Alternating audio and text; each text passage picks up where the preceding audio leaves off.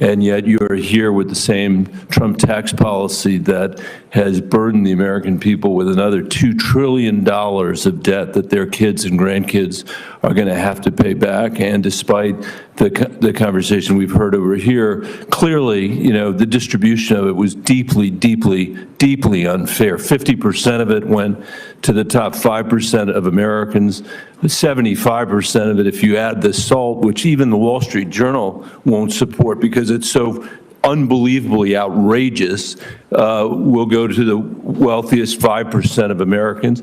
The tax policy is one that's hard, it is, for some reason in this room, it makes sense to people.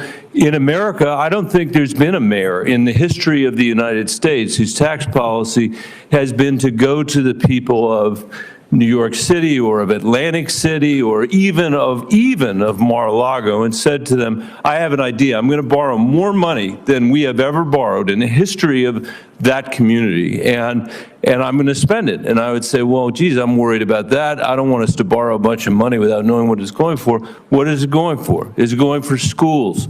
No. Is it going to compete with the Chinese in their defense? No. Is it going to pay for parks? No. Is it going to deal with the mental health crisis that we have in America? No. Is it going to pay to secure our border? No. What are you doing with the money, Mr. Basset? What were you doing with the money, Mr. Mnuchin?